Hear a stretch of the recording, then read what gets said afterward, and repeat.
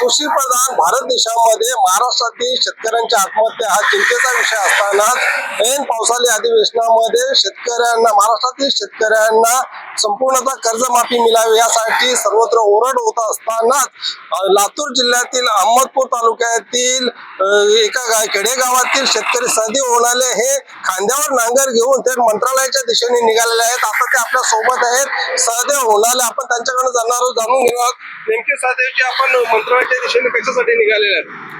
आमच्या अहमदपूर तालुक्यातील हाडोळटी येथील एका शेतकऱ्याने आपल्या खांद्यावर जो घेऊन कोळपणी केली आणि तो व्हिडिओ व्हायरल झाला आणि मंत्रालयात किंवा विधान भवनात त्याच्यावर चर्चा झाली आणि विधान भवनातील 2 मंत्र्यांनी, कृषी मंत्री आणि सहकार मंत्र्यांनी सदर शेतकऱ्याला फोन केला आणि त्यांना सांगितलं की आम्ही तुमची कर्ज माफ करू।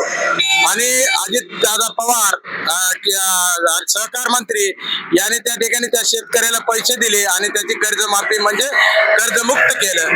मग हा विषय बघितल्यानंतर माझ्या एक गोष्ट लक्षात आली की बाबा हे सरकार जर शेतकऱ्यांनी नांगर खांद्यावर जू घेऊन वडल्याच कर्जमाफी करणार असेल तर मी स्वतः नांगर घेऊन मंत्रालयाकडे पायी चालत जावं। म्हणून हा निर्धार करून मी अहमदपूर येथून आज 9 दिवस झाले पायी चालतोय ते थेट मंत्रालयाकडे। त्या ठिकाणी जाऊन मी राज्याचे मुख्यमंत्री देवेंद्र फडणवीस यांच्याशी संपर्क म्हणजे घराने मांडणार आहे की बाबा शेतकऱ्याचे काय हाल आहेत बघा, कारण शेतकऱ्याला कर्जमाफी कर्जमुक्तीची अत्यंत गरज आहे।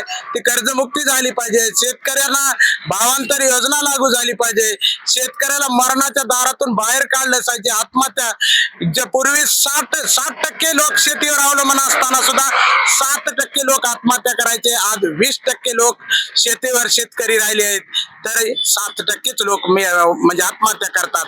हा विषय त्यांच्या समोर मांडणार आहे।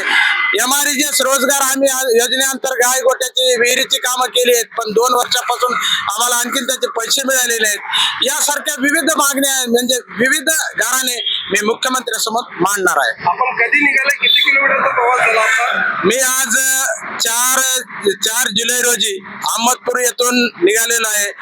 आज 9वा दिवस आहे। आज 9 दिवस झाले, 450 किलोमीटरचा प्रवास माझा झालेला आहे। या प्रवासामध्ये जेवणाची व्यवस्था, झोपण्याची व्यवस्था कशी काय? नाही, कारण जेवणाची झोपण्याची ज्या ठिकाणी पाय थकले, एखादा पूल असेल तर त्या पुलाच्या आडोशाला खाली चटई आपली रेनकोट आतरायचं, वर झोपायचं।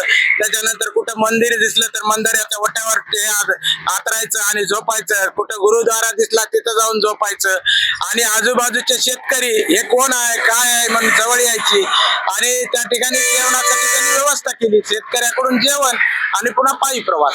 याच्यामध्ये शरीराला जे यातनालय त्याच्यासाठी काय?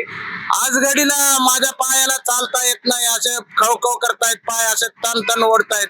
ते आपल्या पेन किलर घेतोय आणि चालतोय, फोड आलेले आहेत, मोठे फोड येऊन फुटलेले आहेत, तरी हा माझा प्रवास थांबणार नाही आणि थांबवणार सुद्धा नाही।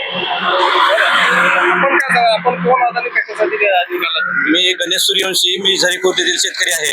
माझा मित्र शेतकऱ्याच्या व्यथा आणि समस्या शासनासमोर मांडण्यासाठी एकलाच निघाला, त्याला साथ करावी, त्याला सोबत करावी आणि आपण सुद्धा शासनाच्या दरबारी शेतकऱ्याच्या व्यथा मांडावं म्हणून मी त्यासोबत निघालो। लातूर जिल्ह्यातून निघालेले शेतकरी 12व्या दिवशी हे मंत्रालयात धडकणार आहेत आणि तेथील आपले मुख्यमंत्री, महाराष्ट्राचे मुख्यमंत्री देवेंद्र फडणवीस यांच्याकडे शेतकऱ्यांच्या व्यथा मांडून कर्जमाफीचं गाऱ्हाणं मांडणार आहेत। नेमके हे कर्जमाफीचं गाऱ्हाणे मुख्यमंत्री देवेंद्र फडणवीस ऐकणार का आणि शेतकऱ्यांना कर्जमुक्ती मिळणार का हे पाहणं औचित्याचं ठरणार आहे। नरेश पाटील, न्यूज 18 लोकमत, भिवंडी।